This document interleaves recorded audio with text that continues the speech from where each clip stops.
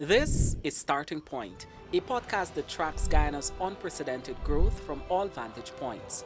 Join your hosts, Kiana Wilberg and Fariza Hanif, as they dive deep into the heart of topical issues. Hi there. Welcome to another episode of Starting Point. I'm your host, Fariza Hanif, and I'm joined by Kiana Wilberg. Today we have a very special guest with us, Mr. Alfonso De Armas, a businessman born and bred in Guyana. Mr. De Armas is a city councillor on the mayor and city council representing the People's Progressive Party Civic. Alfonso, thank you for joining us on this program. Thanks for having me. You know, a lot of people don't know who you are or what you do. We saw this new face on the mayor and city council, but not much has been said. You haven't been in the media landscape or the media scene, as we like to call it. For the benefit of our audience and our viewers, tell us, who are you, what do you do, and how did you end up here? Sure. So my name is Alfonso. I grew up in Guyana. I grew up in Guyana at a time when it promised a lot. There was a lot of opportunities. At the same time, we were coming out of a very difficult period in our history. And so I grew up knowing difficulty. My parents are immigrants to Guyana, and they literally came here with nothing. So they built everything here, and growing up, I grew up witnessing or being a part of their struggle. I remember one of my earliest memories as a child, maybe I was 9, 10 years old. I picked up the phone rang at home. Still one of those like old rotary phones, and I picked it up, and it was a landlord. It was the landlord calling to ask when his rent is going to be paid, and but before the landlord said some choice words to me, a 10-year-old kid. He's like, "Aren't you ashamed of your father? Oh, He's wow. late with his rent. You shouldn't be like him when you grow up." I've never forgotten that.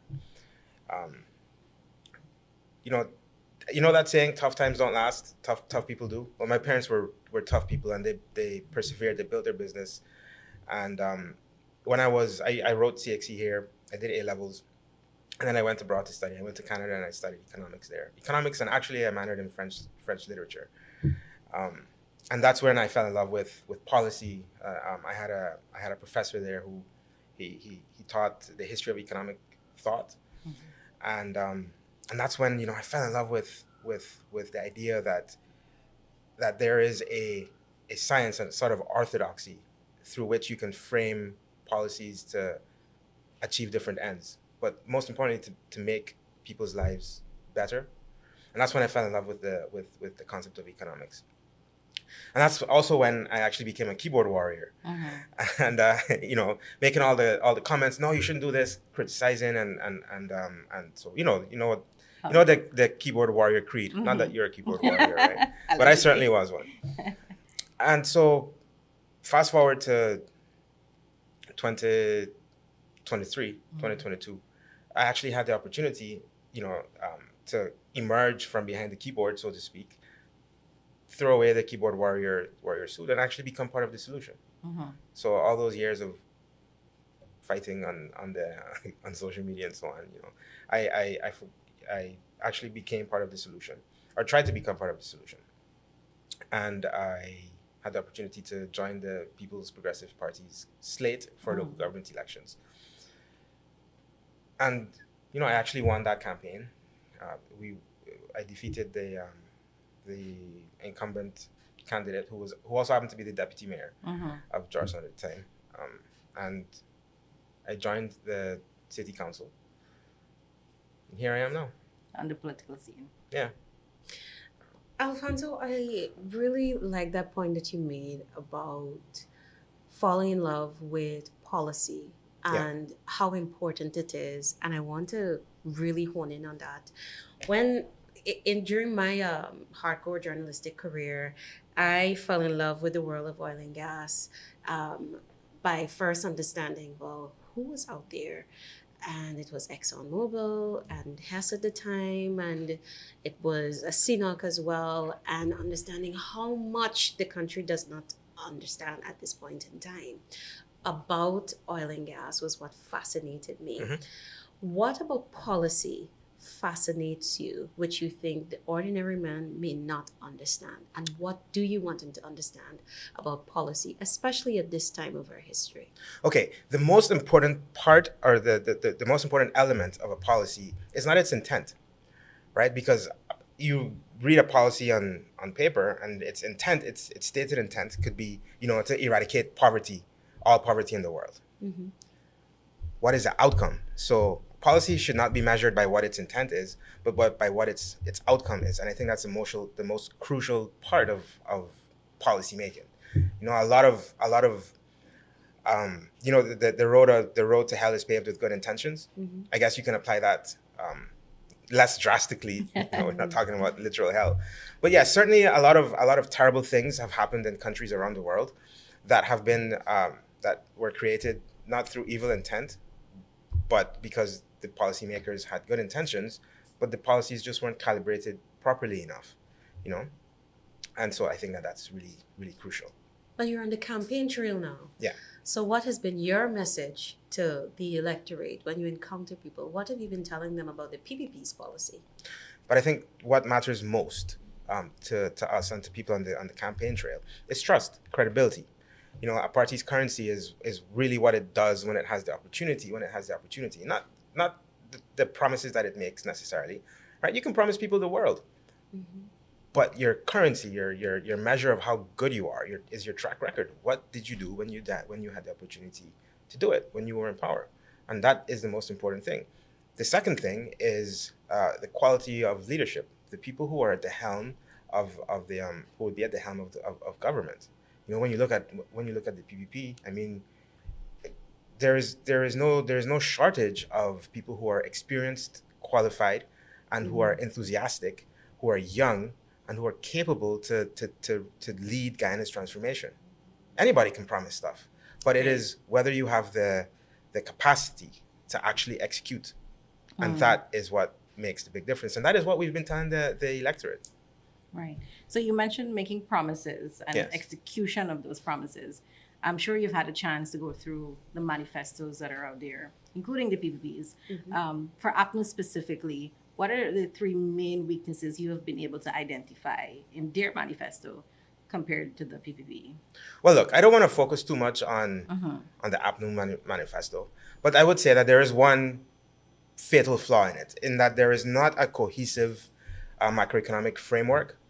It's clear that each section was written by different people who perhaps had different ideas or outcomes in mind, and so there is no cohesive macroeconomic framework that ties everything together.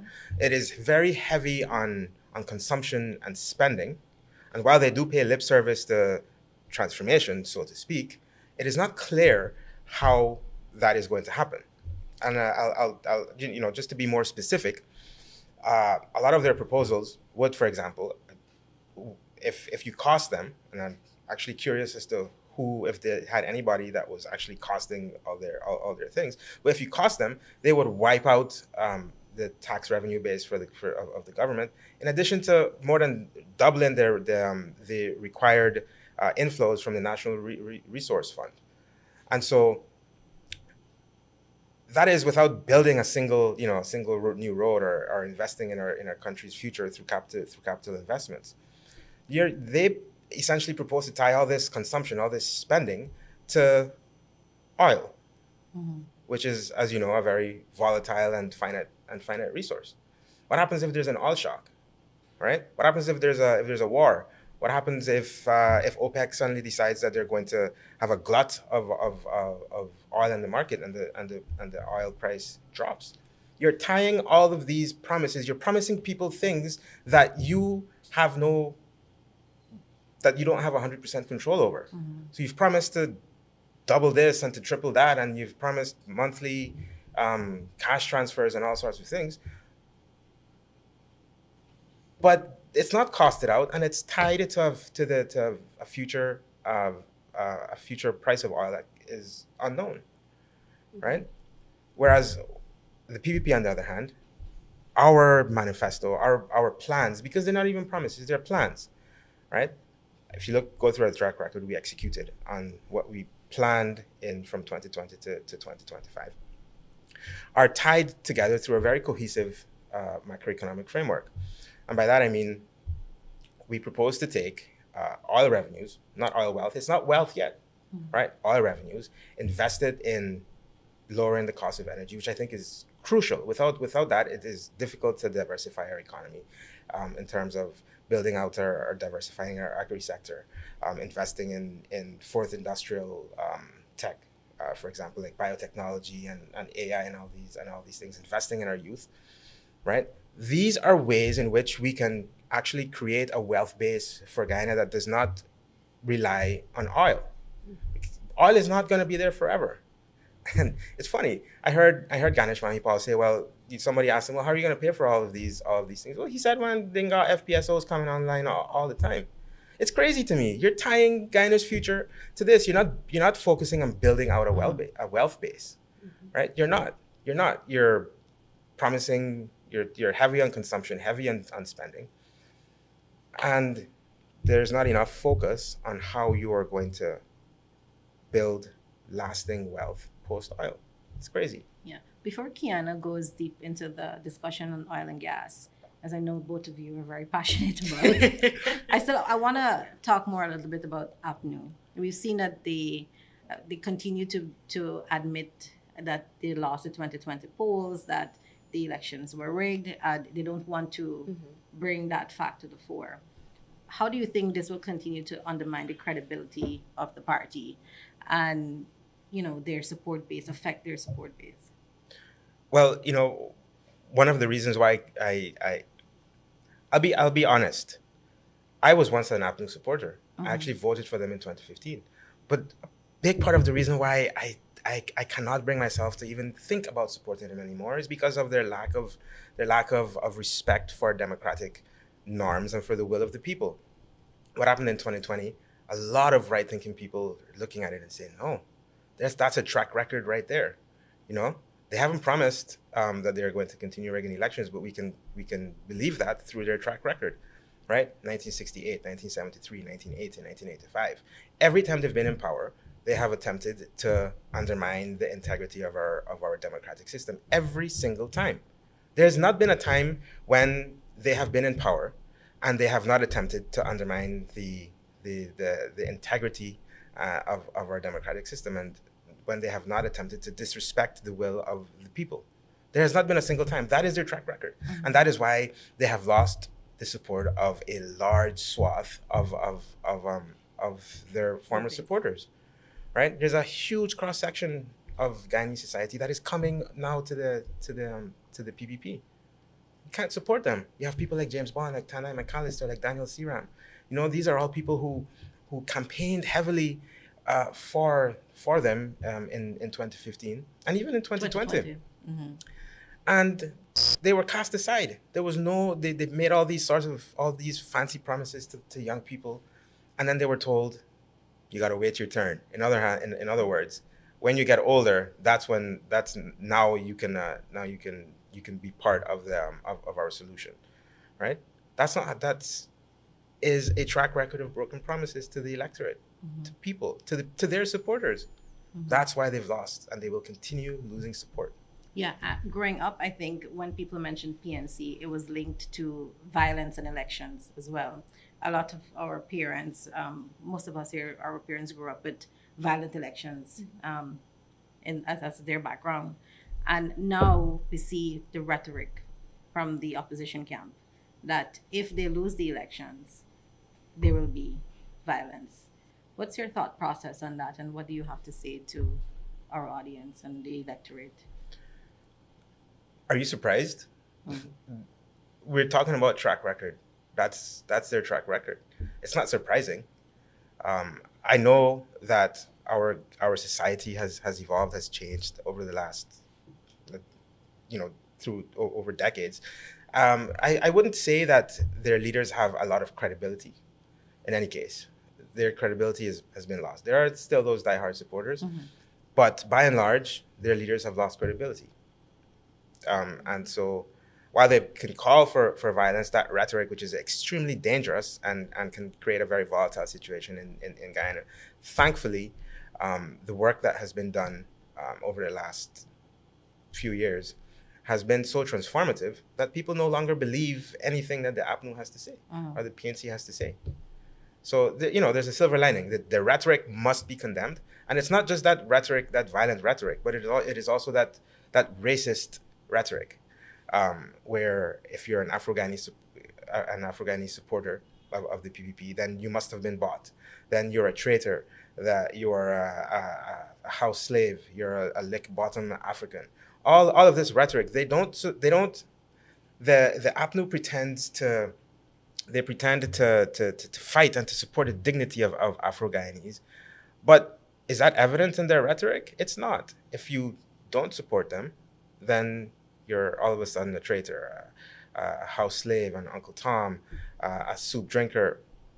All of these vile, vehement, all of these vile accusations and slurs are hurled our way. 2021, you remember the Mace incident in Parliament when they had their MP, what's her name, Maureen Philadelphia, standing over the aide to the speaker who was protecting the Mace, standing over him and yelling "House Negro" at him. I mean, I'm looking at that and I could not believe my eyes. And these are the same people who purport to care for to care for Afro-Guyanese and the dignity of Afro-Guyanese. But all of that is just rhetoric. It's not backed up through your actions, right?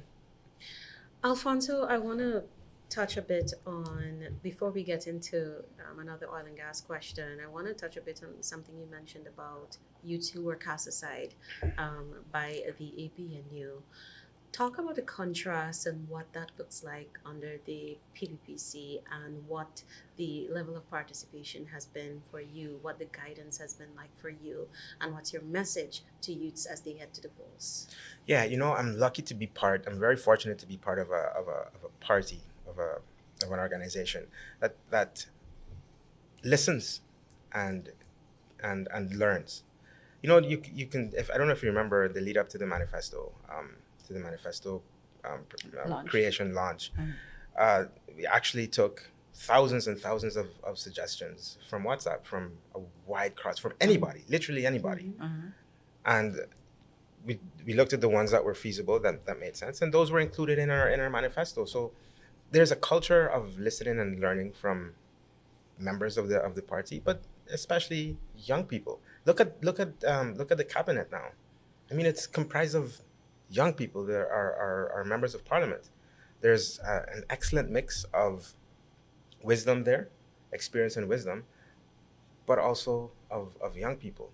And I'm so excited to be a part of that. I'm so excited to be a part of an organization, of a party that values youth and vigor and sees us as the future. It doesn't just tell us, you gotta wait your turn, right? It's exciting times, and this attitude, this culture is evident in the way that they have governed. The emphasis on youth has been so prevalent in many of the policies and decisions that have been made over the last 5 years, right? The recent decision, for example, to subsidize the cost of CXE. The government is now going to pay for up to eight subjects. I didn't grow up in a house that had plenty, so I knew what it is. I know what it is to struggle and to have to make difficult decisions. But decisions like that, the gold scholarships, which aren't available just to youth, to everybody in Guyana, but who are the majority of people who are the majority beneficiaries? They're young people who are being upskilled, who are being invested in, so that they can get more and more sophisticated jobs. You no longer have to there's more and more sophisticated jobs, biotechnology, computer engineering, software engineering. All of these are things that our government has intentionally invested in our youth. Right. Now, we were talking earlier about the APNU's manifesto and how it's heavy on consumption. On the flip side, though, where the PPPC's manifesto is concerned, we see a lot more caution on promises regarding cash transfers, scaling up of wages and salaries. While those things are par for the course. We see a bit more caution being exercised, and we see clearer plans being set out for developing the networks that will and the foundations that will support a post-oil economy. I want you to talk a little bit about the importance of that, as you contrast it with the massive promises for cash transfers that you hear from the APNU, and the importance of post-oil versus big spending today on consumption. These are complex decisions. It's not easy. They're always trade-offs, and so they are politically difficult decisions. I want to say that it would be easy for a political party, for us, to just promise people, we can give you all $1 million a month and spend out all the money, but we can for sure come back in power. So the plans that we have in our manifesto show good stewardship over our resources, right? It is, don't get me wrong, it is important to support the vulnerable in our society, to give people a leg up. That is extremely important. Mm-hmm. And that has to be balanced with investments in our country's future, infrastructure, health, education, investing in our youth, recreational areas, be able to create a lasting wealth base, so that we're not dependent on a good day on the oil market, right? Mm-hmm. Those are why I'm especially proud and happy to see the caution and the good stewardship shown in those in those plans, is because it's not always politically expedient to make those decisions. Mm-hmm. But the good stewardship has been a hallmark of the way that our economy has been managed over the last 5 years. I just want to add, for example, we hear all the time in the media and these political sound bites and political narrative that we're spending all the oil money wildly and so forth, that we're destroying all of that. But people don't realize that the PPP passed one of the most transparent and rigid rule-based acts that govern how our money is spent. And so, for example, if you look at the NRF balance at the end of December 2024, there were about $3.1 billion US dollars in the fund at that point. The Bank of Guyana is mandated by law to publish an account of how those revenues were spent and to have a balance there. So anybody can check it. This is publicly available information.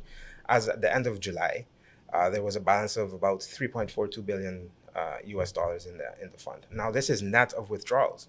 So despite using revenues to invest in our country's future, the fund has managed to grow 10% in 7 months. Mm-hmm. When you look at what the average growth rate for other sovereign funds like the Saudi fund, they range from 5 to 15% growth as well. So we're in line with those benchmarks. It's not as if we've spent everything, right?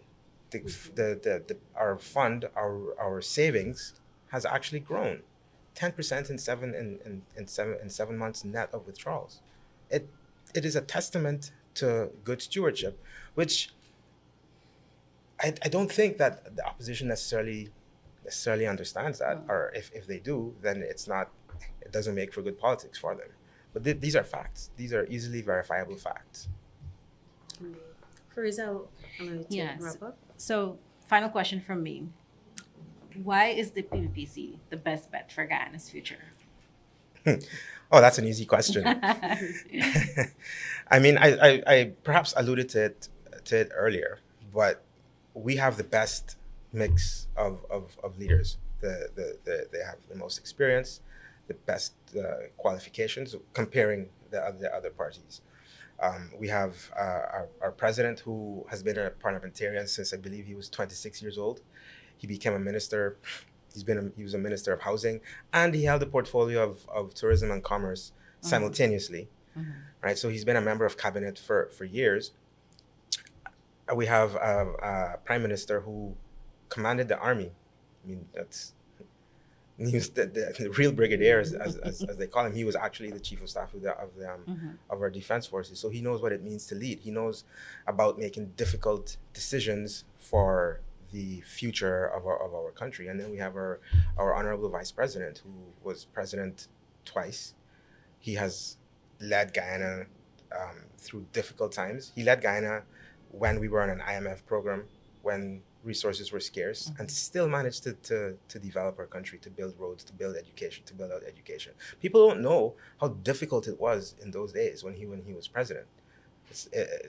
There certainly was no oil, but we were also constrained by being on the IMF program. We had to repay debt, and even after that debt was written off, it was as a result of his efforts. He went to Bolivia to this summit, and he managed to get consensus at this Mercosur summit. So, and he used that consensus to negotiate the write-off of most of the debt. People don't know that. This is a serious team with serious experience and credentials on not just locally in Guyana, regionally in the Caribbean, but in the wider world. People don't know that, and that's why I'm so confident and so happy to see that they are leading our thrust into the future. When you look at the others, I mean, I'm certain they have good intentions, but good intentions are not everything. The most important part is experience, and the demonstrated capacity to take a country forward. And I think that's found in the PPP. Mr. Alfonso De Armas, it was certainly a pleasure getting to know you. I know that our audience has learned quite a lot about your policy positions and your convictions in being part of the PPPC, and we want to wish you from Starting Point all the best in your political career. Thank you, Guyana. Thank you, Alfonso. Thank you, Fariza. To our audience, thank you as well for joining us. Please stay tuned, continue to follow us on our respective social media handles as we bring you more insights regarding Guyana's development from all vantage points. See you next time. Thanks for watching Starting Point. Follow us on Spotify, YouTube, Facebook, Instagram, and LinkedIn for critical updates and exclusive content.